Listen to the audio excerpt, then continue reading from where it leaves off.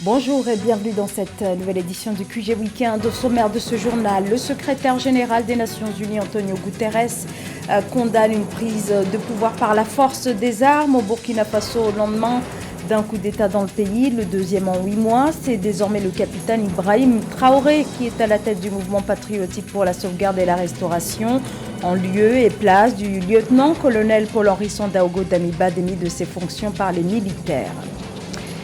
Déficit d'investissement dans les infrastructures en Afrique, une problématique majeure qui freine le développement. Focus à suivre dans cette édition sur la situation au Zimbabwe.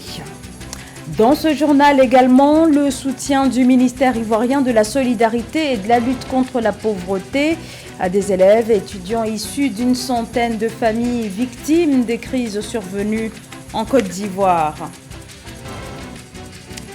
La situation est toujours confuse au Burkina Faso où le chef de la junte, le lieutenant-colonel Paul-Henri Sandaogo Damiba, arrivé au pouvoir en janvier dernier par un putsch, a été démis de ses fonctions par des militaires vendredi soir. Le nouvel homme fort du pays, désigné président du MPSR, serait désormais le capitaine Ibrahim Traoré, qui était jusque-là chef d'artillerie du 10e régiment de commandement d'appui et de soutien basé à Kaya. Joël Balou.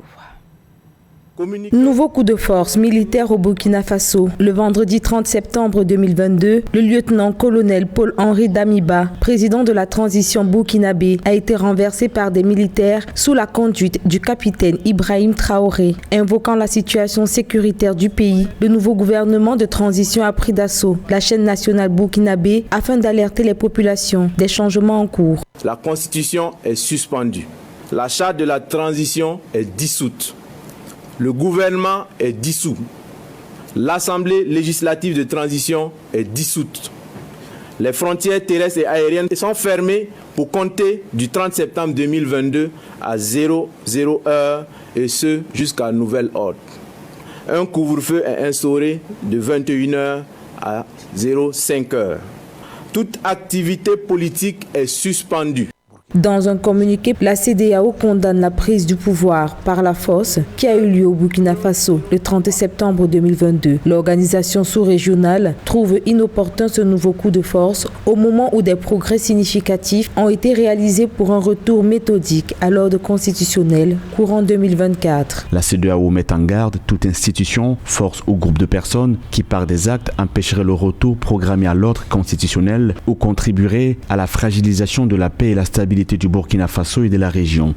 Pour l'heure, les putschistes ont promis de convoquer incessamment les forces vives de la nation afin de désigner un nouveau président du Burkina Faso, civil ou militaire. Notons qu'en janvier 2022, le lieutenant-colonel Paul-Henri Damiba renversait le président Christian Kaboré pour des raisons similaires, faire de la sécurité sa priorité.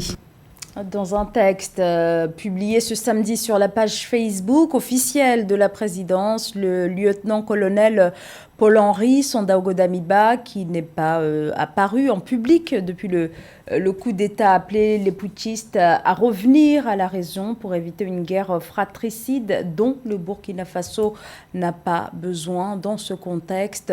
Fin de citation. La situation en République démocratique du Congo inquiète les membres du Conseil de sécurité de l'ONU. Le 30 septembre, Bintou Keïta, la chef de la MONUSCO, la mission onusienne déployée depuis 23 ans dans le pays, déplore le fait que les groupes rebelles poursuivent leurs attaques à l'est du pays, menaçant alors les populations civiles déjà vulnérables. Un constat dressé alors que la réévaluation du retrait progressif de la MONUSCO reste en perspective. Gladys Mwamba. La poursuite des violences dans l'est de la République démocratique du Congo inquiète le Conseil de sécurité de l'ONU. Les groupes armés continuent de représenter une menace importante à l'égard des populations civiles, selon Bintou Keïta, chef de la MONUSCO. Cette insécurité aggrave une situation humanitaire déjà préoccupante. Cette insécurité alimente les violations des droits humains et a exacerbé une situation humanitaire déjà désastreuse. On estime que 27 millions de personnes ont besoin d'aide humanitaire, dont beaucoup ont besoin de protection.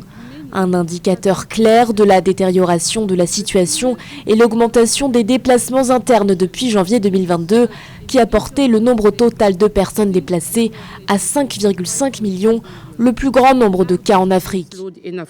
Face aux problèmes de sécurité persistants dans l'Est congolais, la représentante spéciale du secrétaire général de l'ONU a appelé à autonomiser les forces armées de la République démocratique du Congo, FARDC, qui travaillent de concert avec la MONUSCO. Les groupes armés continuent de représenter une menace et commettre des actes de violence contre des civils. La plupart des abus sont perpétrés par la coopérative pour le développement du Congo, Codeco, les forces démocratiques alliées ADF et le mouvement du 23 mars, M23, en Ituri et au Nord Kivu, tandis que les groupes Mai Mai et d'autres milices ont intensifié leurs attaques sur les civils au Sud Kivu. Cette insécurité alimente la rhétorique hostile à la MONUSCO, dont le calendrier de retrait est en train d'être réévalué, alors que la fin du mandat de cette force onusienne est initialement prévue pour 2024. La révélation du plan de transition et du retrait progressif de la force MONUSCO est une nécessité. Un groupe d'experts est en train de se mettre en place déjà au niveau de notre gouvernement. Malgré l'instabilité persistante dans l'Est congolais, le président Félix Tshisekedi a indiqué le 23 septembre dernier que le départ de la MONUSCO devrait commencer au lendemain des élections générales de décembre 2023. Malgré la prise de conscience de la dimension stratégique des infrastructures, le continent africain ne parvient toujours pas à obtenir les investissements nécessaires. La Banque africaine de développement chiffre les besoins à 170 milliards de dollars par an et le manque actuel est estimé chaque année à plus de 100 milliards de dollars. Le Zimbabwe est l'un des pays concernés par ce déficit. Philomentine. Les besoins financiers actuels du Zimbabwe pour le développement des infrastructures sont chiffrés à environ 40 milliards de dollars pour une assistance sur les options de financement innovantes. Dans le cadre de la réalisation des différents programmes, le gouvernement zimbabwéen a fait appel à la plateforme panafricaine d'investissement dans les infrastructures Africa 50. Nos besoins de financement pour les infrastructures s'élèvent à 40 milliards de dollars, mais après avoir examiné nos enchères de financement et l'espace budgétaire dont nous disposons, nous sommes limités dans ce domaine. Donc, après avoir consulté Africa 50 et le Zimbabwe, nous avons ensuite discuté des enchères de financement innovantes et l'une des enchères concerne le recyclage des actifs. Pour rappel, c'est en février 2022 qu'Africa 50 et la Banque africaine de développement ont annoncé le lancement d'une alliance pour financer des projets de construction durable en Afrique dans le but de lever 500 millions de dollars. Une initiative qui pourrait bénéficier au Zimbabwe, pays qui assure le transit vers des destinations extérieures en Afrique australe. Cette situation oblige à des investissements réguliers pour maintenir ces infrastructures à niveau. Le Zimbabwe peut aussi compter sur ses capacités industrielles et puis compter aussi sur le financement interne. À part ça, le Zimbabwe, par sa position stratégique, presque tous les pays passent par le Zimbabwe. Donc, ils pourront en profiter pour d'ailleurs avoir des financements avec l'aide aussi de l'Afrique du Sud qui a un potentiel industriel très important avec des échanges gagnant-gagnant pour les deux pays. Actuellement, le gouvernement zimbabwéen s'est lancé dans d'importants projets, notamment la construction d'une autoroute, d'un échangeur, de 2 barrages et l'expansion de l'aéroport international Robert Mugabe. Afin de soutenir les mesures visant à lutter contre les inondations menées par le gouvernement béninois, la Banque mondiale annonce un appui financier d'une valeur de 200 millions de dollars, un fonds destiné à réduire les risques d'inondation et améliorer les conditions de vie des populations grâce notamment à la construction d'infrastructures de drainage urbain plus résilientes. L'inflation poursuit son envolée en Tunisie, plus 8,6% au mois d'août contre 8,2% en juillet. Très endetté, l'État parvient difficilement à se ravitailler sur les marchés mondiaux, ce qui provoque ainsi une hausse des prix qui impacte de plus en plus le pouvoir d'achat des Tunisiens. Gladys Mwamba. Sur fond d'inflation et de crise financière, le quotidien des Tunisiens est depuis quelques mois soumis à rude épreuve. Lait, sucre, café, tomates, riz, de nombreuses denrées alimentaires manquent ou sont rationnées. Pénurie et flambée des prix font planer l'inquiétude sur les marchés. Qu'est-ce que je peux dire? Les prix montent, les pauvres ne peuvent plus rien se permettre. C'est comme si le monde était en feu. Nous ne pouvons pas travailler. Nous travaillons avec la moitié de nos capacités. Lorsqu'un client vient, il ne peut pas obtenir tous les aliments de base. Les clients demandent quelque chose que je n'ai pas. Nous n'avons pas d'autre option. Nous devons pouvoir travailler pour nourrir nos enfants.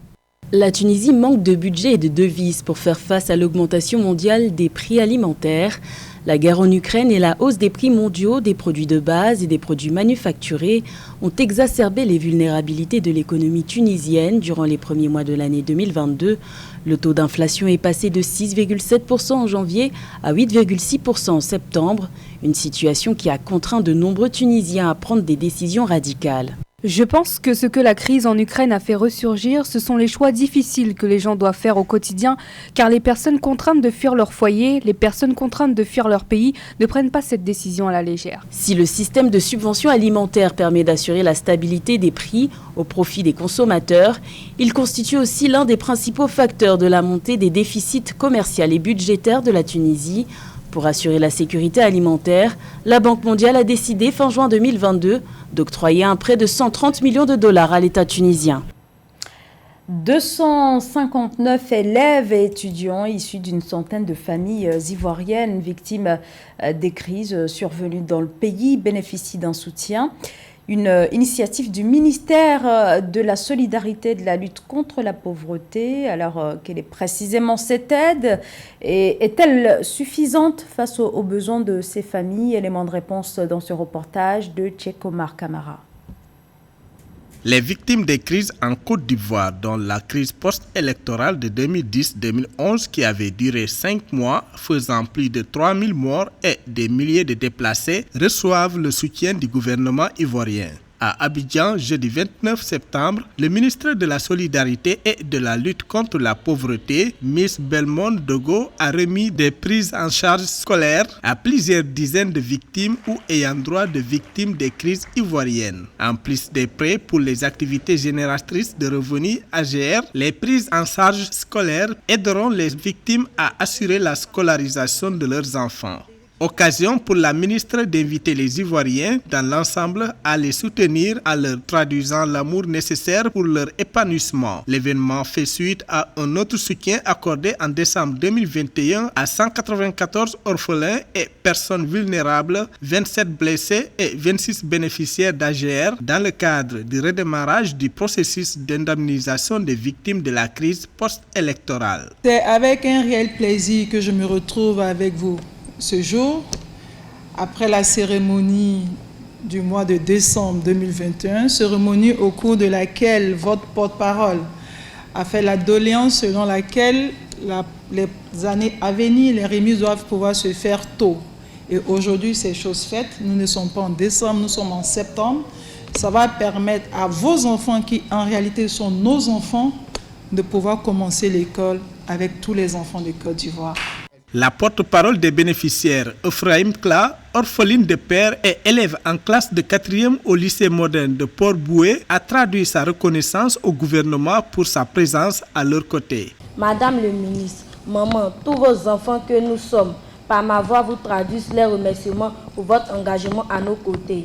Merci maman, Belmonde, de toujours penser à nous, à notre scolarité, à notre avenir. Vous n'imaginez pas le bien que vous faites. Sans cette prise en charge, pour nous orphelins, beaucoup d'entre nous n'iront pas à l'école. Pour rappel, le processus d'assistance des victimes existe depuis 2021. Les activités d'indemnisation ont effectivement démarré en 2015-2016 et les AGR en 2018.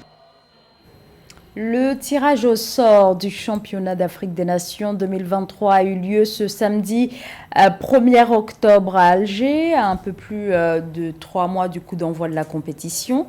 L'Algérie, en tant que pays organisateur, est placée d'office dans le groupe A, tandis que le Maroc, vainqueur des 2 dernières éditions, se trouve dans le groupe C avec le Soudan, Madagascar et le Ghana. C'est la fin de ce journal. Merci de votre fidélité. Dans un instant, une nouvelle édition de l'actualité sur Africa 24.